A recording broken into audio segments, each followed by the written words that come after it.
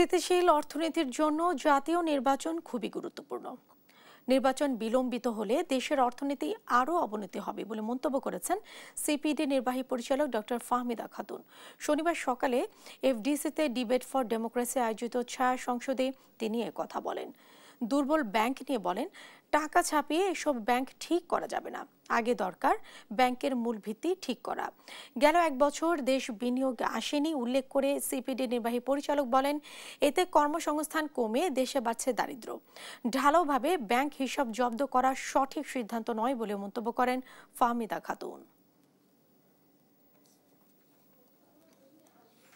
সবসময় বলে এসেছি যে নির্বাচন খুবই গুরুত্বপূর্ণ, কারণ অর্থনীতি এবং রাজনীতি এক পাশাপাশি চলে, একটা আরেকটার সাথে অঙ্গাঙ্গিভাবে জড়িত।